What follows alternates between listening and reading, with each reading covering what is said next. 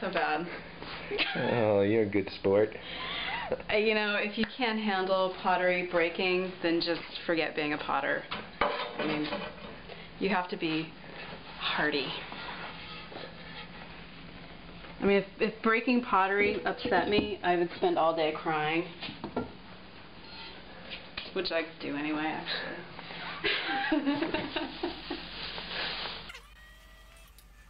My name is Whitney Smith. My mission in life is to make really beautiful, gorgeous things to blow people's minds.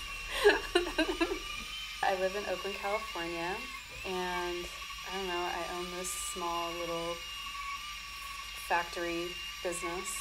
I run it. I throw pots on the wheel. I do a production line that's partly made in a factory, part of it's made here.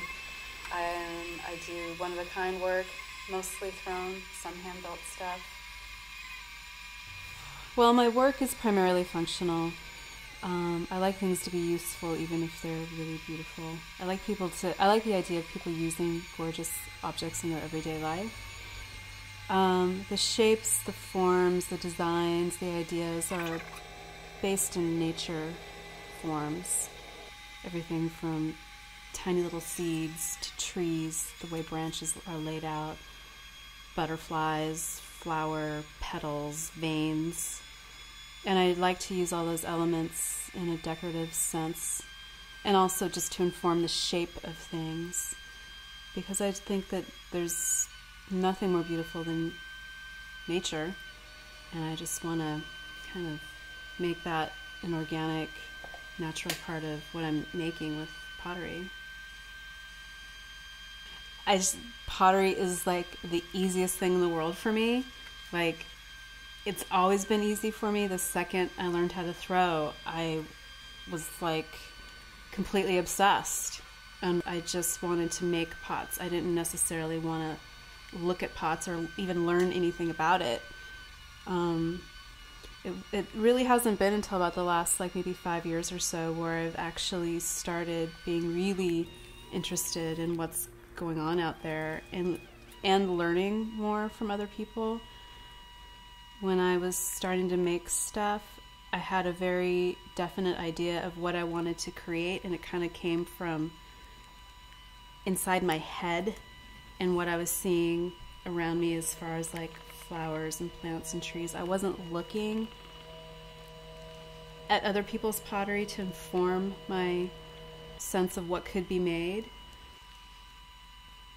I mean, I think my art it's very organic, but it's also kind of playful and whimsical, which I don't think you see a lot of in pottery. But it's also kind of serious. I don't know, it's really hard to like pin it down. What'll happen first is this idea will kind of pop into my brain. And a lot of the time it's actually a completed piece. You know, it just kind of springs up kind of almost like right here, like I can almost see it. So usually if I can, I'll draw it or I'll write the idea down. A lot of the time I just go in the studio and I'll just make it. I'll throw it. Part of how I achieve what I want is like I just keep refining it. Sometimes what I end up with is completely different, but it might be better. I don't always know where I'm going with something, so I just kind of follow it, and I try not to block things out.